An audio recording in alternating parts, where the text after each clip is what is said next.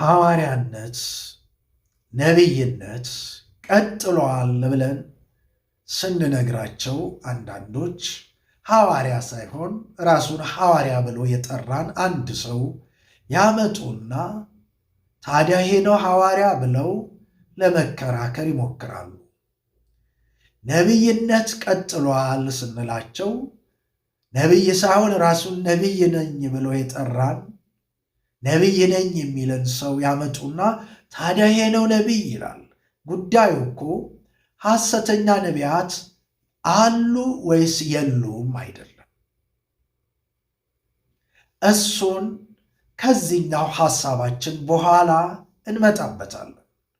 አሁን ግን በኢትዮጵያ ቃለ ሕይወት ከፍተኛ አመራሮች የተነሳው ሐሳብ ሐዋርያ ማንንም አንልም፣ ሐዋርያ የተባለም ሰው በቤተ ክርስቲያናችን የለም፣ ሐዋርያ የተባለም ሰው ምስባካችን ላይ ቆሞ ማገልገል አይችልም ለሚለው ሐሳብ ነቢይንም በተመሳሳይ ሁኔታ ስላሉ ይሄ ነገር መጽሐፍ ቅዱሳዊ አይደለም ነው የምንለው። ለምን?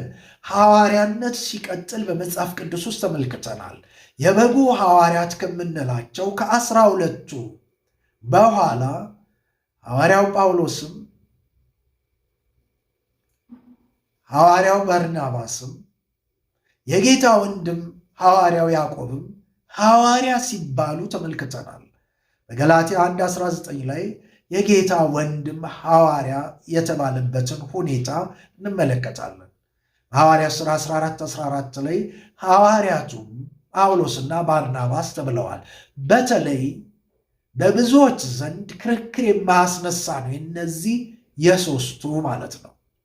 የነ ጢሞቴዎስንና የሌሎችን በከፊል ክርክር የሚያስነሳ ስለሆነ ይሄ ስለሚበቃን መቀጠሉን ማሳያ ስለሆነ ስለዚህ ምን ብሏል ማለት ነው? ቀጥሏል ማለት ነው። የኢትዮጵያ ቃለ ሕይወት ቤተክርስቲያን ከፍተኛ አመራሮች አልቀጠለም ሲሉን እኛ መጽሐፍ ቅዱስ ብቻ ባለስልጣን ነው፣ የመጨረሻው ስልጣን ያለው መጽሐፍ ቅዱስ ስለሆነ የቃለ ሕይወት ከፍተኛ አመራሮች ሐሳብን ይዘን ወደ መጽሐፍ ቅዱስ መሄድ ነው። መጽሐፍ ቅዱስ ይወስናል፣ ይበልጣል ከማንም።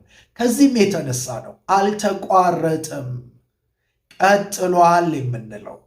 ስትሞግቱን በዚህ እውነት ላይ ሞግቱን እንጂ ሐዋርያ ሳይሆኑ ሐዋርያንን በሚሉ ሰዎች አትሞግቱ። ሐሰተኛ ሐዋርያ አለ የለም የሚለው ነገር ምን